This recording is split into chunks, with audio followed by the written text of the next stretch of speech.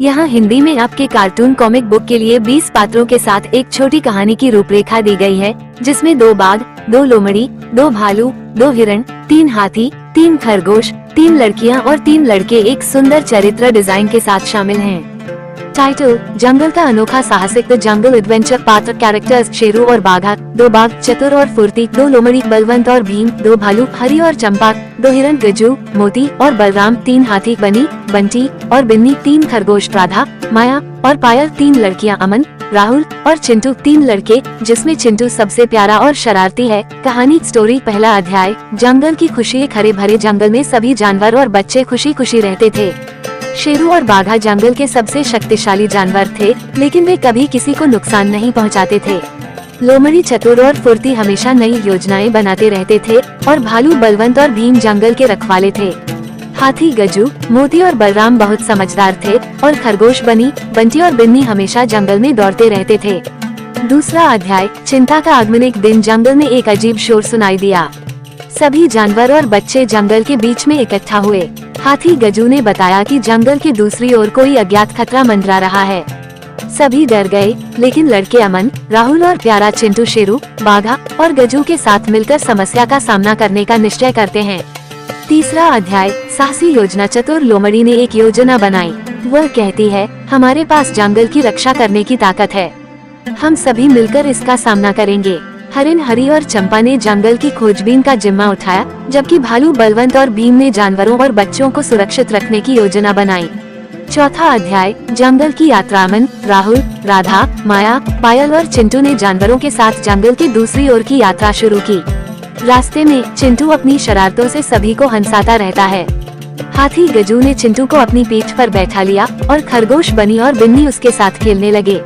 पांचवा अध्याय: मुकाबला। जब वे जंगल के दूसरी ओर पहुंचते हैं, तो उन्हें पता चलता है कि एक बड़ा तूफान आने वाला है।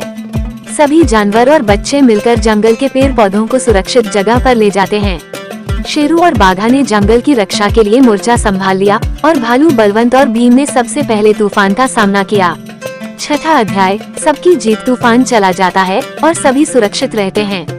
लड़के, लड़कियां और जानवर एक साथ मिलकर तूफान से हुए नुकसान की मरम्मत करते हैं। जंगल में फिर से खुशी का माहौल लौट आता है। सबको एहसास होता है कि एकजुटता में ताकत होती है। चिंटू अपनी प्यारी मुस्कान के साथ कहता है, हम फिर कभी नहीं डरेंगे जब तक हम सब साथ हैं। समाप्त। इस कहानी में सभी पात्र मिलकर जंगल की रक्षा करते हैं और दोस्ती की ताकत को समझते हैं।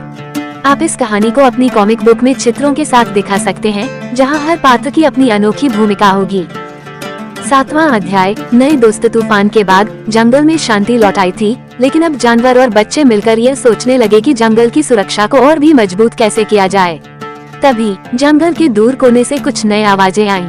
सभी ने मिलकर देखा कि कुछ और जानवर जंगल में आए थे। 2 प्यारे शेर और गिलहरी का एक समूह।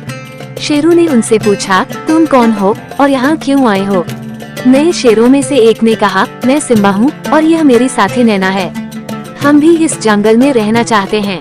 गिलहरियाँ, जिनके नाम टीटी और मीमी थे, डरते हुए आई और बोली, हमने सुना कि यहाँ के जानवर और बच्चे मिलकर सभी मुसीबतों का सामना करते हैं, हम भी तुम्हारे साथ दोस्ती करना चाहते हैं। 8वां अध्याय: दोस्ती की ताकत। सभी जानवर और बच्चे खुश हो गए कि अब उनके साथ और भी साथी होंगे। चिंटू हमेशा की तरह शरारती अंदाज में सिम्बा की पूंछ खींचने लगा और हंसते हुए बोला, अब हम और भी ताकतवर हो गए हैं। गज्जू ने कहा, हमें अपनी टीम को और मजबूत बनाना है, अब हम जंगल में नई जगहों का पता लगाएंगे और यह सुनिश्चित करेंगे कि कोई और खतरा हमारे पास न आ सके। 9वां अध्याय: जंगल का रहस्य। नई टीम बनाने के बाद चतुर लोमड़ी ने एक रहस्य का खुलासा किया। उसने बताया कि जंगल के पास एक छिपा हुआ झरना है, जिसमें अनमोल जड़ी बूटियां और औषधियां होती हैं, जो जंगल की रक्षा कर सकती हैं। सभी जानवर और बच्चे उत्सुक हो गए और झरने की खोज में निकल पड़े। इस रोमांचक यात्रा में वे कई चुनौतियों का सामना करते हैं, पत्थरों का खिसकना, पेड़ों के बीच से रास्ता बनाना और नदी पार करना। 10वां अध्याय: झरने की खोज। आखिरकार सभी जंगल के रहस्यमय झरने के पास पहुंचते हैं। वहां का नजारा बहुत खूबसूरत था। रंग बिरंगे फूल, चमकते पानी और चारों ओर खुशबू बिखरी थी। माया और पायल ने कुछ जड़ी बूटियां इकट्ठी की और अमन और राहुल ने झरने का पानी लिया। तभी एक बुजुर्ग कछुआ वहां आया और बोला, ये झरना जादुई है, इसका पानी और जड़ी बूटियां जंगल की हर मुसीबत को दूर कर सकती हैं, लेकिन इसका इस्तेमाल केवल नेक दिल वाले ही कर सकते हैं। 11वां अध्याय अंतिम परीक्षा। कछुए ने बताया कि झरने का इस्तेमाल करने के लिए सभी को एक अंतिम परीक्षा से गुजरना होगा। वह परीक्षा थी साहस और ईमानदारी की। सभी जानवर और बच्चे एकजुट होकर कछुए की बात मानने को तैयार हो गए। उन्होंने एक एक करके अपनी ईमानदारी और साहस का परिचय दिया। सबसे मजेदार क्षण तब आया जब चिंटू ने अपने मजाकिया अंदाज में कछुए को हंसा दिया। कछुआ खुश हुआ और उसने कहा, तुम सबने परीक्षा पास कर ली, अब तुम इस झरने की ताकत का इस्तेमाल कर सकते हो। 12वां अध्याय जंगल की रक्षा। सभी ने झरने के जादुई पानी और जड़ी बूटियों का इस्तेमाल जंगल को और भी सुरक्षित बनाने के लिए किया। पेड़ और भी मजबूत हो गए, जानवरों की ताकत बढ़ गई और बच्चों ने एक विशेष दवाई बनाई जिससे कोई भी बीमारी जंगल में नहीं फैल सकेगी। अब सभी जानवर और बच्चे खुशी खुशी रहते थे और सिम्बा, नैना, टीटी और मिनी भी उनके साथ मिलकर जंगल की रक्षा करते थे।